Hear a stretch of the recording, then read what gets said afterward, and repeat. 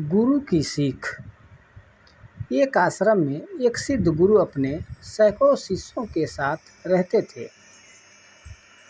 उन्हीं में से उसके कुछ पुराने शिष्य वहीं शिक्षक थे और बाकी सब अभी शिक्षा प्राप्त कर रहे थे। उनका एक शिष्य कर्मदास, जो कि अभी उनके आश्रम में छात्र ही था, वह बहुत अधिक बोलता था। सैदव स्वयं को दूसरे से बहुत श्रेय समझता और दूसरों की बात काट उन्हें नीचा दिखाता था। शांत एकाग्र होकर आश्रम में ज्ञान प्राप्त करने के बजाय स्वयं को ज्ञानी दिखाने का दम भरता था। हर समय बोलता रहता, दिन भर इधर उधर की बातें करता।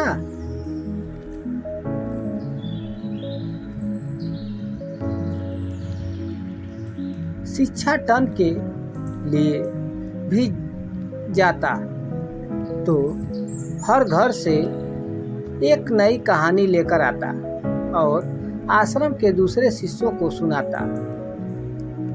एक छात्र ने दूसरे की बुराई करता, चुगली करता और दूसरों के सामने अच्छा बनने का प्रयास करता। स्वयं को गुरु के सामने सबसे बुद्धिमान और उत्तम शिष्य साबित करने का प्रयास करता।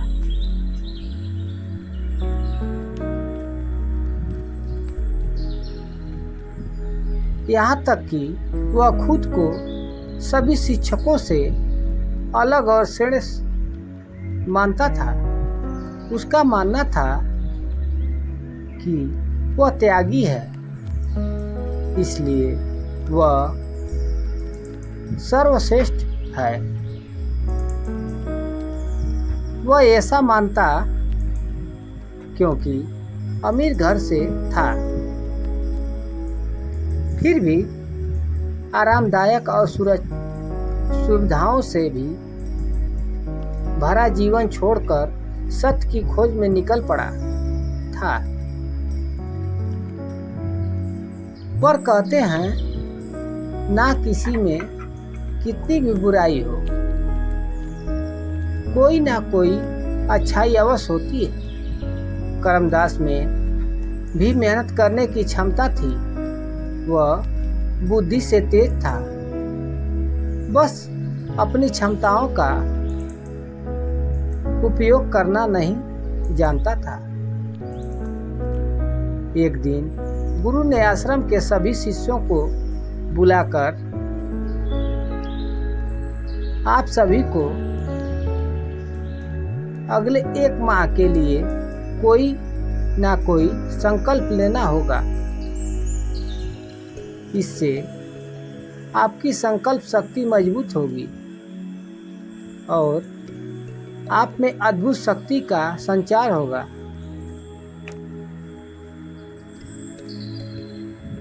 आप सभी अपने सामर्थ्य के अनुसार कोई सा भी संकल्प ले सकते हैं।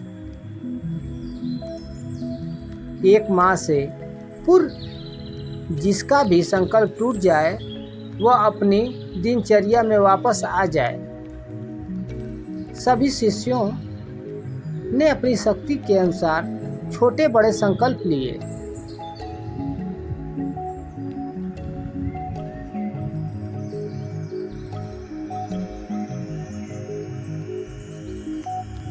और गुरु को अपने अपने संकल्प के बारे में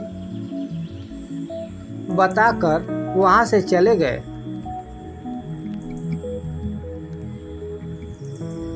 लेकिन कर्मदास को यह बात अच्छी नहीं लगी। उसका मानना था कि संकल्प का अवसर केवल शिक्षकों को क्यों मिला, विद्यार्थियों को भी मिलना चाहिए था। गुरु मुस्कुराते हुए बोले, तो ठीक है, जिन भी विद्यार्थियों को लगता है कि उनकी संकल्प शक्ति मजबूत है, वह भी 1 महीने के लिए संकल्प ले सकते हैं।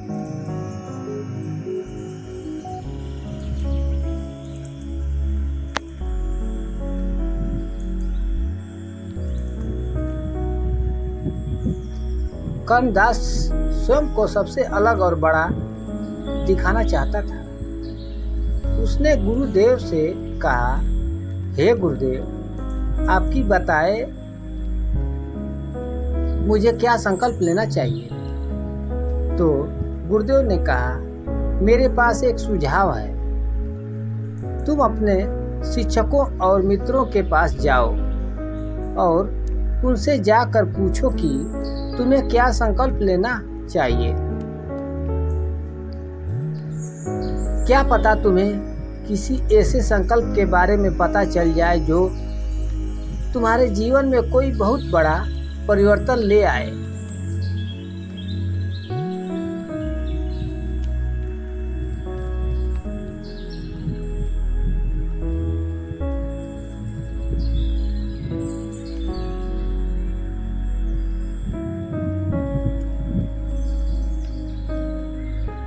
गुरु की बात सुनकर वह अपने शिक्षकों और मित्रों से मिलकर वापस गुरु के पास आया और बोला, गुरुदेव, यहाँ कोई मेरा भला चाहता ही नहीं है। ये लोग कहते हैं मौन रहने का संकल्प ले लो। गुरु ने पूछा, सबने यही कहा? तब कर्मदास ने हामी भरते हुए कहा, जी, लगभग सबने यही कहा। गुरु ने पूछा, पुत्र कर्मदास, क्या तुम यह कर पाओगे? कर्मदास ने कहा, जी, इसमें कौन सी बड़ी बात है, यह तो मैं आराम से कर लूँगा। मैं तो इसी संकल्प ले लेता हूँ आपके सामने गुरुदेव की। अब मैं आने वाले 1 महीने तक मौन रहूँगा।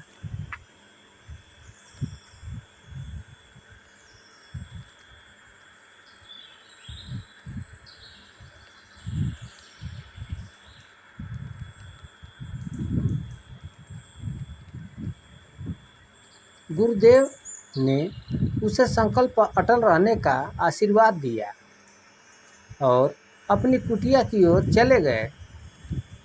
बाकी किसी छात्र ने संकल्प नहीं लिया। कर्मदास प्रफुल्लित हुआ जा रहा था कि अरे वाह, शिक्षकों के साथ केवल मैंने संकल्प लिया है, बाकी विद्यार्थियों से तो श्रेय हूँ मैं। मेरा संकल्प तो पूरा भी हो जाएगा। देखते हैं कौन कौन से शिक्षक पूरा कर पाते हैं। यह सोचता हुआ वह भी विद्यार्थियों की कुटिया की ओर चला गया। पहले तो उसे चुप रहना बहुत आसान लग रहा था, फिर उसने एक दिन जैसे तैसे चुप रहकर काट लिया। लेकिन दूसरे दिन उसने मन में ना बोलने का बोझ बढ़ने लगा। तीसरे दिन उसे भारीपन महसूस होने लगा और चौथे दिन उसके अंदर एक अजीब सी बेचैनी होने लगी, क्योंकि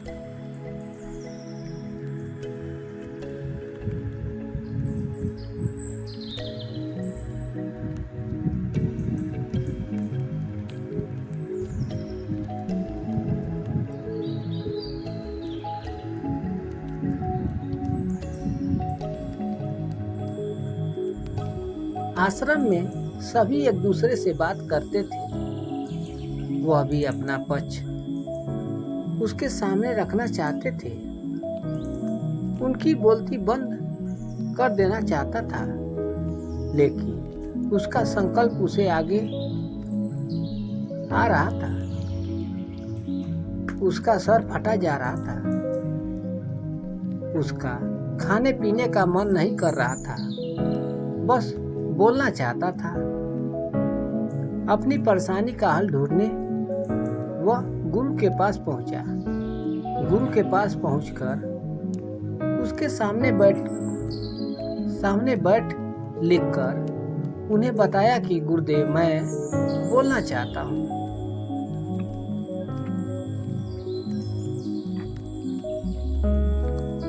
मुझसे रहा नहीं जा रहा है, मैं क्या करूं? क्या मैं संकल्प तोड़ दूं? गुरु मुस्कुराकर बोले, संकल्प तो तोड़ने के लिए ही होता है, तो तुम तोड़ सकते हो, परंतु जो अपने संकल्प को पूरा कर लेता है वही अपनी आंतरिक शक्ति और जागृत की राह पर आगे बढ़ जाता है।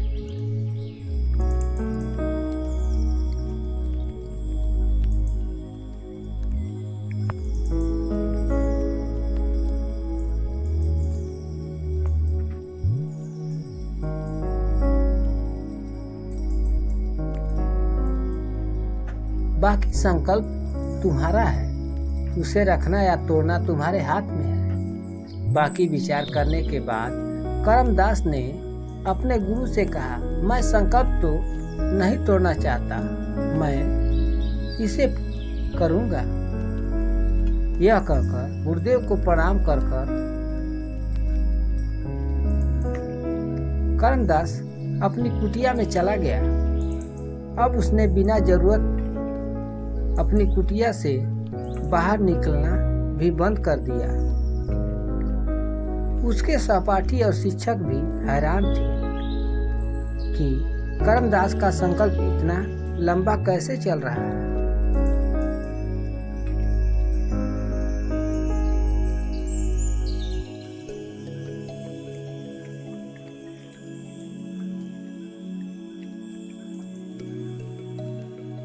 अब करमदास बाहर तो जवाब नहीं देता, पर अब जितना ज़्यादा मौन रहता उतना ही पुरानी बातें याद सब बहुत तीव्र वेग से उसके अंदर प्रकट हो रही थी।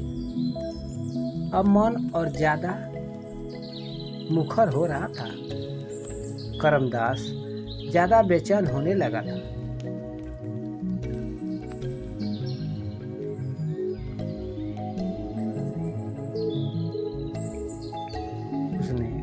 पुनः अपने गुरु से इसका हल जानना चाहा। पुनः अपने गुरु से लिखकर पूछा, मैं बाहर से जितना मौन हूँ, अंदर से उतना ही शोर है। क्या इसके बाद भी मेरा संकल्प जारी है या मेरा संकल्प टूट चुका है? गुरुदेव ने उत्तर दिया, तुम्हारा संकल्प अभी भी जारी है।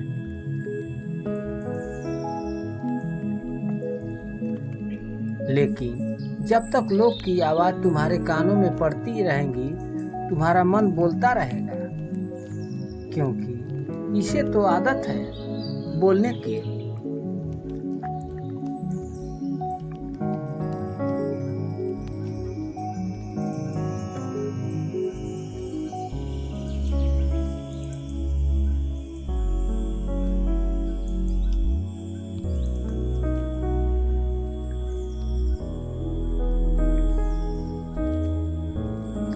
इससे बाहर आने के लिए इन आवाजों से दूर जाना पड़ेगा।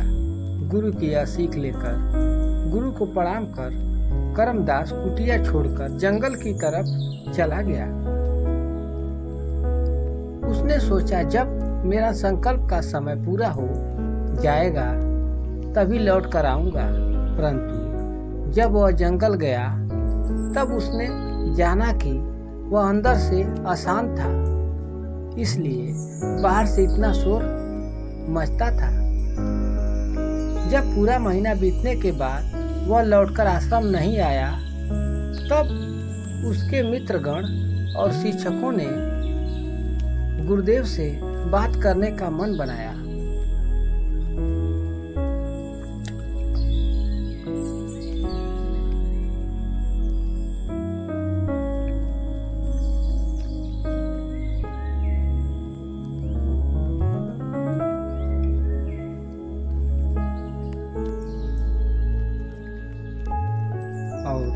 उनसे जाकर कहा, हे गुरुदेव, 1 महीने से ज्यादा हो चुका है, परंतु कर्मदास अभी तक लौटकर वापस नहीं आया। क्या हमें उसे ढूंढना चाहिए? क्या पता किसी जानवर ने उस पर हमला किया हो या उसकी तबीयत खराब हो गई हो। क्या पता वह रास्ता भटक गया हो।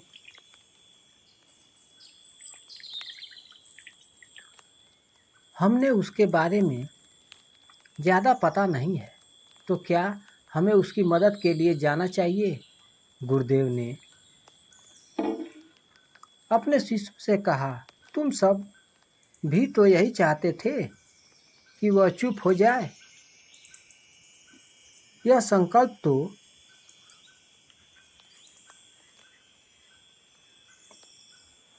तुम ही लोगों के लिए उसे सुझाया था, फिर अब तुम उसकी चिंता क्यों कर रहे हो? सब शर्मिंदा थे और उसी भाव से एक शिक्षक ने कहा, हमें क्या पता था कि हमारा यह सुझाव हमारे आश्रम के लिए, विद्यार्थियों के लिए इतना हानिकारक हो जाएगा और वह आश्रम छोड़कर चला जाएगा।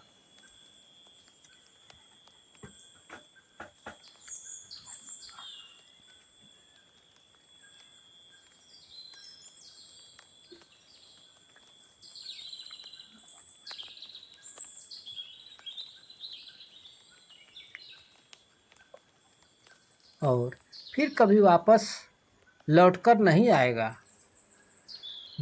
गुरु ने मुस्कुराते हुए बोला, चिंता मत करो, वह आ जाएगा। कुछ समय के बाद एक दिन कर्मदास आश्रम आया।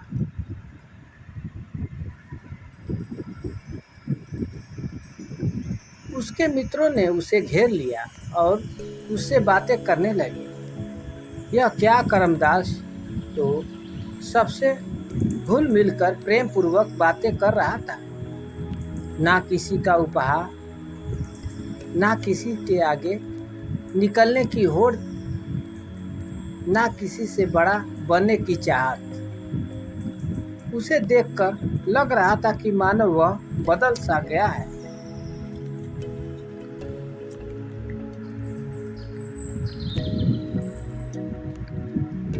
अपने मित्र से बात करके वह अपने शिक्षक गण के पास गया।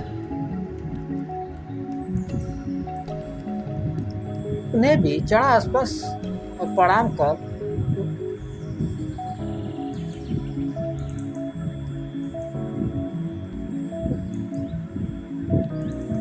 उनके हाल चाल पूछे और उनसे प्रेम पूर्वक बातें कर अपने गुरुदेव से मिलने चला गया। गुरुदेव के सामने हाथ जोड़कर उसने कहा, हे गुरुदेव, मैं जंगल वापस आ चुका हूँ और मुझे आपसे अपने संकल्प के बारे में बात करनी है। गुरुदेव ने कहा, हाँ ठीक है, परंतु अभी मेरा विश्राम करने का समय हो रहा है। विश्राम के बाद मैं तुमसे बात करता हूँ। यह कहकर गुरु अपने कुटिया में चले गए।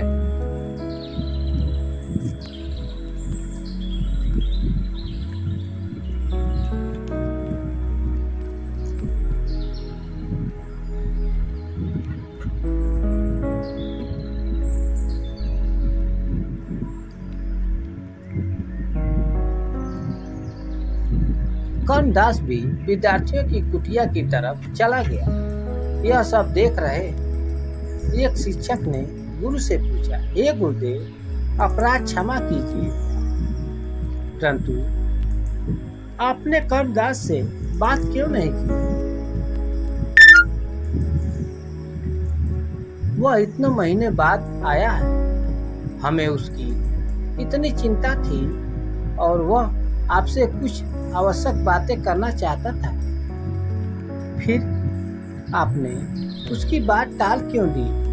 गुरुदेव ने मुस्कुराते हुए कहा, यही तो उसकी परीक्षा है।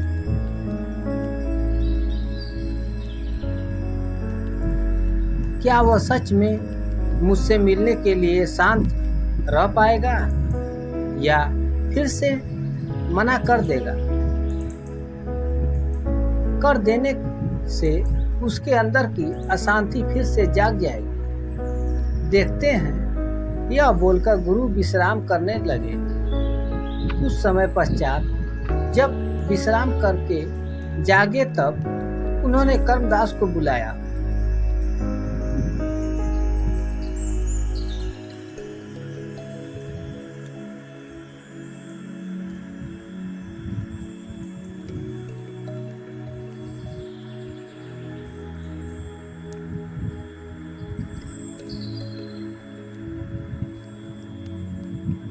और पूछा, हाँ बताओ पुत्र, तुम क्या बताना चाहते थे? करमदास ने हाथ जोड़कर कहा, गुरुदेव, मुझे तो नहीं पता कि मेरा संकल्प पूरा हुआ या नहीं। इसी के बारे में आपसे चर्चा करना चाहता था। जब मैं यहाँ से जंगल गया तब मेरे बाहर तो बहुत ही शांति हो गई, परंतु मेरे अंदर का शोर बढ़ता गया, जिससे मैं बहुत परेशान होने लगा।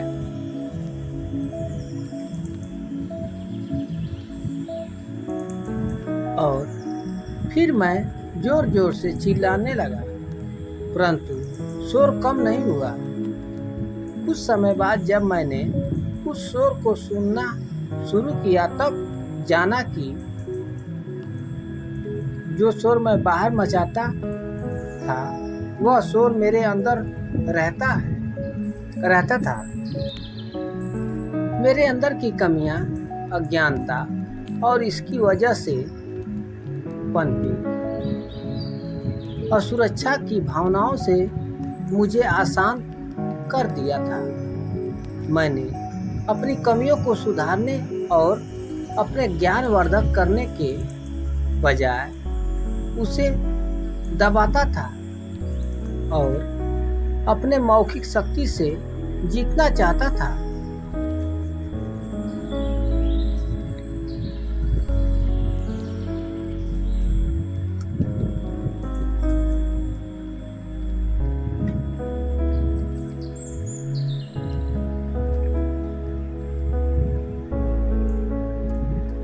बातों के बल पर मैं सारी चीजें जीतना चाहता था। यही मेरी गलती थी। जब मैंने अपने अंदर के शोर को समझना शुरू किया और उसे शांत करना शुरू किया, तब मैंने समझ पाया कि ना मुझे मौन रहने की आवश्यकता है और ना ही मुझे वाचाल रहने की आवश्यकता है। मुझे केवल सम्यक रहने की आवश्यकता है। जितनी आवश्यकता है उतना ही बोलना चाहिए, अन्यथा चुप रहना चाहिए।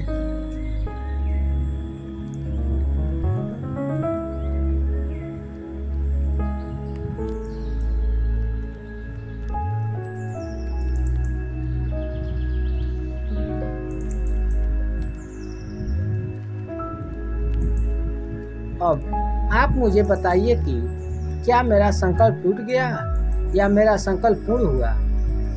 गुरु ने मुस्कुराते हुए कहा, पुत्र, यदि तुम 1 महीने तक बिना कुछ बोले चुप रहते और मुझसे कोई प्रश्न भी ना करते, अपनी यात्रा में आगे भी ना बढ़ते, तब भी तुम्हारा संकल्प पूरा हो जाता।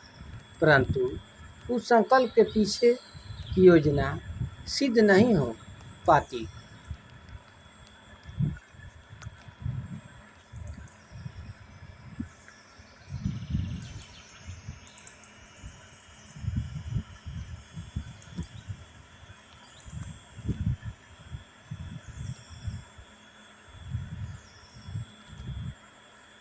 परंतु तुमने जंगल जाकर अपने लिए मार्ग भी स्वयं बनाया और उससे स्वयं सिद्ध किया। मैं प्रसन्न हूँ कि तुम्हारा संकल्प भी पूरा हो गया और उसके पीछे की योजना भी सिद्ध हो गई। करमदास यह सुनकर आनंद से भर गया उसके चेहरे की मंद मुस्कान सब व्यक्त कर रही थी। फिर गुरु ने कहा, अब मैं चाहता हूँ कि मैं इस आश्रम के सभी लोगों से बात करूँ। उन सबको बुला लाओ।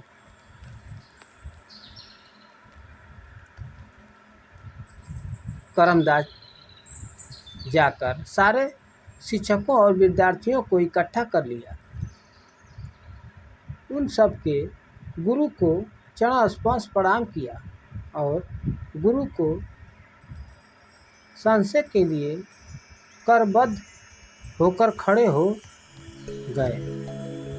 गुरु ने कहा, मेरे प्यारे शिष्यों, मैंने आप सभी को संकल्प वाले प्रकरण से जुड़े कुछ मुद्दे का प्रकाश डालने के लिए बुलाया है। पहला, यदि आपके सामने कोई क्रोधित होता है या आपको नीचा दिखाने की कोशिश करता है तो उसका कर्म है कि आप उसे शांत करवाएं या शांति की राह दिखाएं।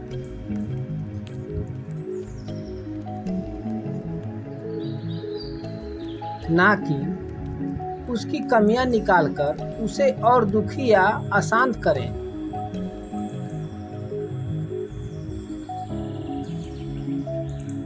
दूसरी बात, यदि आप अशांत हैं और आपको कोई बताता है तो आप मदद मांगें और